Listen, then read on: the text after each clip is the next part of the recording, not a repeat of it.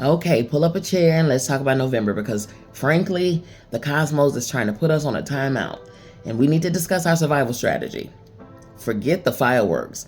This isn't a month of spark, it's a month of smolder.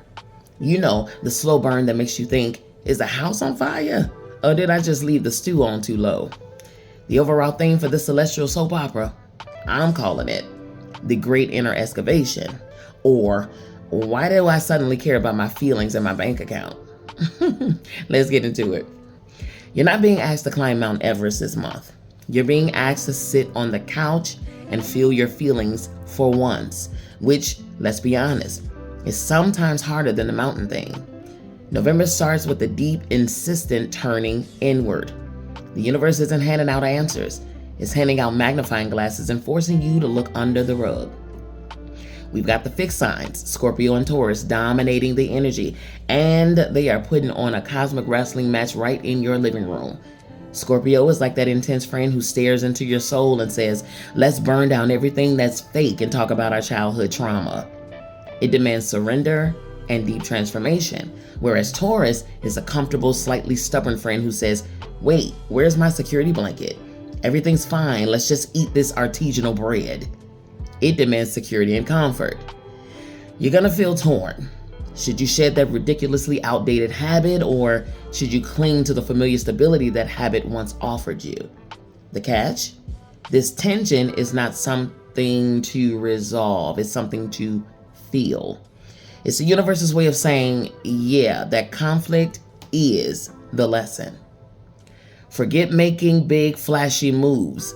Multiple retrogrades are the cosmic speed bumps designed to pull energy back from the outside world and shove it right into your emotional core.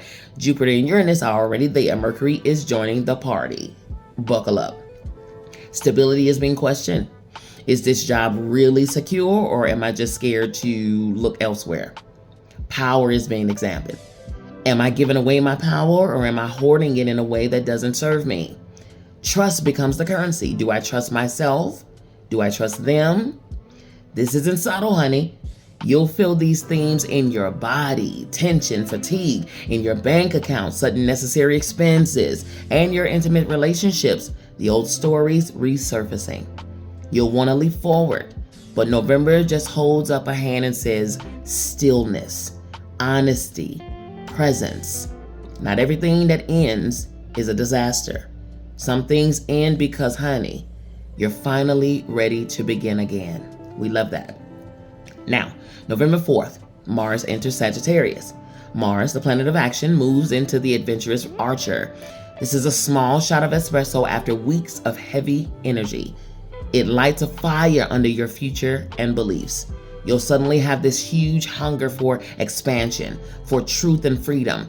But a word of warning, Mars in Sag is a magnificent explorer, but without direction, it's just a bonfire burning through your energy reserves. This is not a call to run away. It's a call to act with purpose. If you've been stuffing your honest opinion into a sock drawer, now's the time to speak it. Just make sure it comes from your heart and not your ego. Then, November 5th, full moon in Taurus, the moon of grounding and sensation.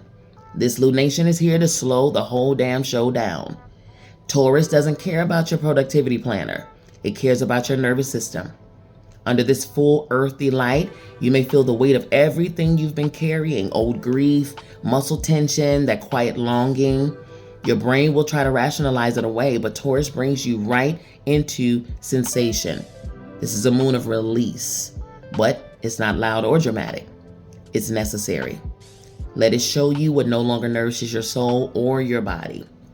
Now, November 6th, Venus enters Scorpio. Love and desire go deep sea diving. Say goodbye to casual dating. Venus in Scorpio is here for the deep, complex, slightly scary stuff.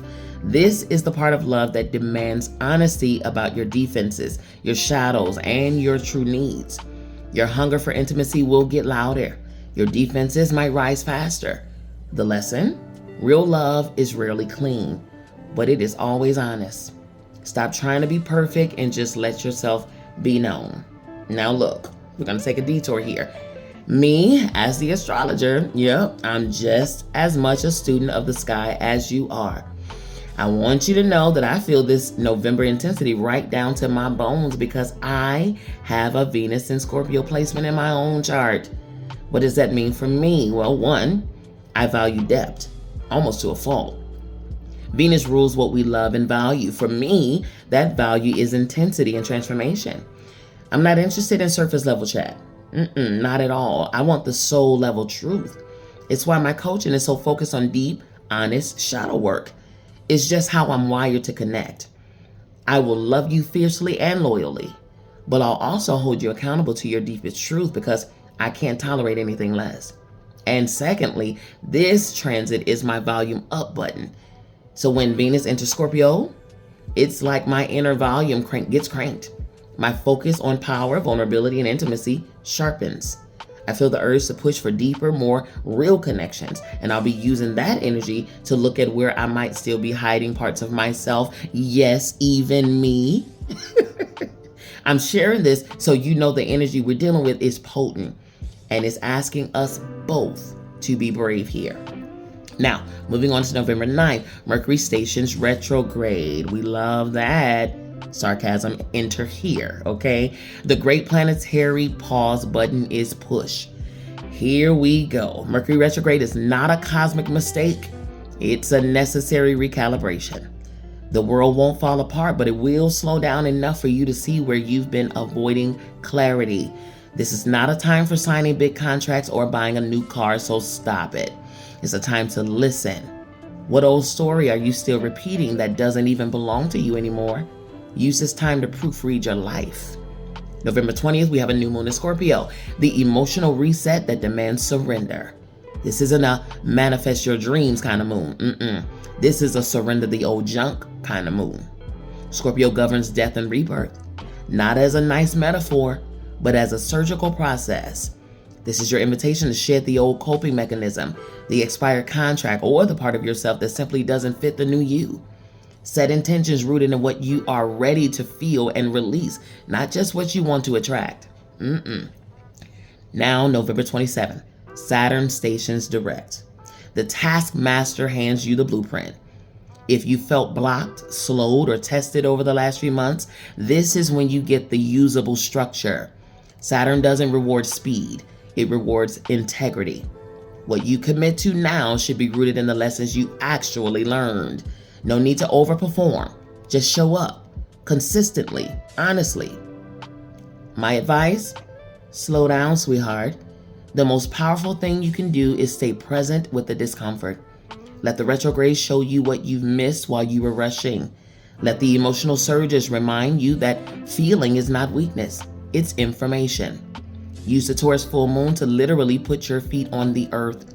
Rest, nourish yourself. Use the Scorpio new moon to shed the dead weight. Your task is to stay open, stay rooted, and allow the truth to shape you, even if it means you become someone completely different than you expected. You've got this. I'm proud of the deep work you're doing. Happy November.